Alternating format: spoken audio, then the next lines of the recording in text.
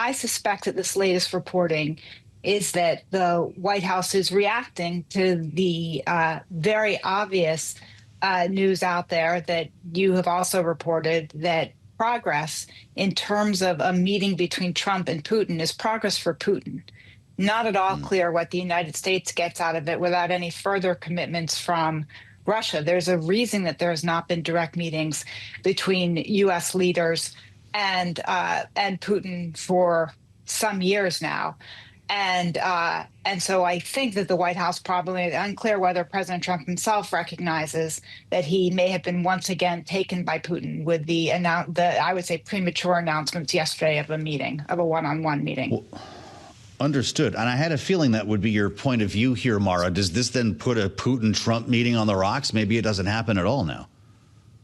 I think it raises big questions about it because, to be clear, when President Trump had put out last night that he was meeting with Putin, he seemed likely to be meeting with Putin, and that a meeting between Putin, Zelensky, and Trump would follow. And that appears to be also what President Trump had briefed European leaders and President Zelensky on.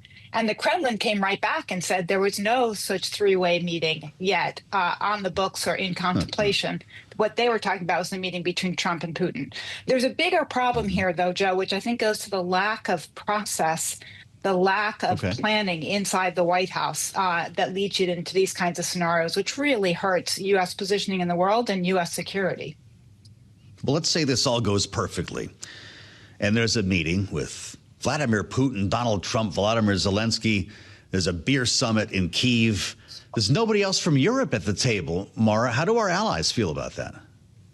I think probably pretty uncomfortable, because our allies are the ones who are quite literally on the front lines and have played a very important role here, along with the United States, in backing up Ukraine and Ukraine's efforts against Russia. And so I think there's probably a lot of trust but verify, with more emphasis on the verify from the allies' perspective, though I also think they're playing a difficult hand, and they know it. Before I move on, where do you think they meet? The conventional wisdom seems to be Middle East. Is this Saudi Arabia, UAE, or something we're not thinking about? I think Saudi Arabia, UAE, Qatar. I mean, the Gulf players have been quite adroit in setting themselves up as meeting points and having kind of good relationships all around. And they should be given credit for that. I think there's ways in which the United States could take greater advantage of that than they are in terms of regional strength. But I think it would not be surprising if the meeting was somewhere in the Middle East. Got it. Yeah. President says these secondary tariffs take effect tomorrow, no matter what. I guess that could always change. But how are you looking at this when you consider the likes of India and China paying the price for Russia's behavior? Somewhat inexplicable to me, particularly with respect to India, because, again, reporting over the last 24, 48 hours has been that India pays the biggest price, which really counters what is in the United States' interest here, as we have been working, both Republican and Democratic administrations, for some years now to build the ties between the United States and India, in part to try to leverage against China's strength. So it's really quite surprising, and clearly is not going over well in India. Really fascinating, as we, of course, are dealing with a number of hotspots here that the president will likely be asked about if reporters get to throw some questions at him later on. He has remarks scheduled for 4 p.m. Eastern time, a couple hours from now. We did get quite the round of questions and answers in the Oval Office yesterday, because the news that's coming out of Israel here, Mara, is pretty remarkable. Israel intends to fully take over Gaza, despite global isolation here. In an attempt to end the fighting, they're under an enormous amount of pressure to accept a Palestinian state. An eviction seems to still be on the table here. President Trump was asked quite recently, it was in fact the 31st of July, about the situation in Gaza, knowing that he has suggested removing everyone and building waterfront condos. This is the most recent take from President Trump. Oh, it's terrible what's occurring there, yeah. It's a terrible thing. People are very hungry. You know, the United States gave $60 million for food, and it's a shame because nobody, I don't see the results of it. And we gave it to people that in theory are watching over it fairly closely. We wanted Israel to watch over it. Part of the problem is Hamas is taking the money and they're taking the food. But we gave $60 million a couple of weeks ago. Nobody said anything about it. Nobody said thank you. But I didn't need the thank you. I just wanted the people to get fed.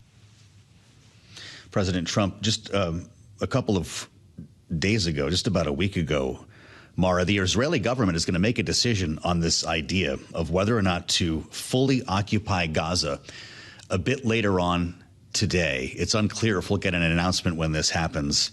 What would be the fallout of such a move?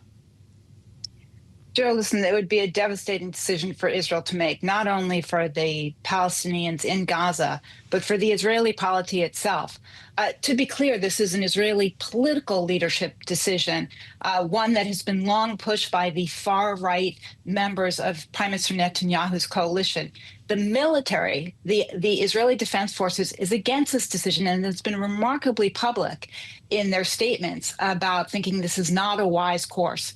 And so it is very unclear how this plays out for Israel within its own country, never mind, as you've pointed out, the international reaction. I will say President Trump, much as he wants to get credit for the United States supplying humanitarian assistance, which is important, but the United States has done for years and years. The important thing is that there is not a way forward for that humanitarian assistance. The United States did not do its due diligence on the mechanisms that were set up. And beyond that, President Trump himself played right into the Israeli far right when he made the pronouncement, which he has since backed away from, about the fact that essentially there should be ethnic cleansing in Gaza, that all Palestinians there should leave, as you reported a few minutes ago. Yeah. I don't know if you saw his post on Truth Social this morning with regard to the entire region, I guess, is the only way I can put it.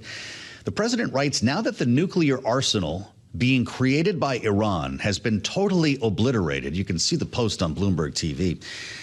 It is very important to me, he says, that all Middle Eastern countries join the Abraham Accords. This will ensure peace in the Middle East. Thank you for your attention to this matter. How does he expect Middle Eastern nations, allies or not, to respond to such a message?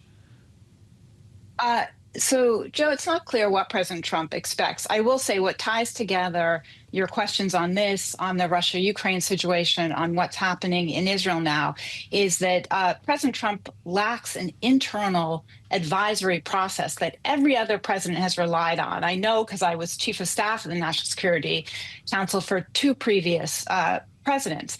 And that involves making sure the president has the best planning available, the right advice, knows what the perils are as he goes forward, and frankly doesn't make public pronouncements until he knows what the related likely reactions are. And so while there is tremendous opportunity in the region, I would say as a result of the actions against Iran and some of the combined interests, the actions of some of the Gulf states at this point, for a regional framework for security and economy and energy, that also requires finding a pathway to a Palestinian state. And the Gulf countries have been very clear about that. So that is the necessary price for the Abraham Accords and a way forward. And it's also what Israel needs to have a day after for Gaza at this point for Israel's own interests. Interesting. And we should just let our viewers and listeners know that Mara's positions in government have included serving as deputy assistant to the president for national security affairs in both the Obama and Clinton administrations. With that said, Mara, how do Middle Eastern nations, allies or otherwise, feel about what President Trump wants himself? He says, this is important to me. Well, listen, there are a lot of monarchies, kingdoms in the Middle East, so they may not be as surprised by his language as many in the United States ought to be, because we, of course, he's not a king. He's a president elected by the American people. So it's important what he wants, though hopefully what he's doing is representing the interests and the security interests of the United States, which I do think would be served by more countries joining the Abraham Accords. Though I also think that the price of those countries, they've been clear about it, the Saudis, for example, of a pathway to a Palestinian state would also serve the United States interests.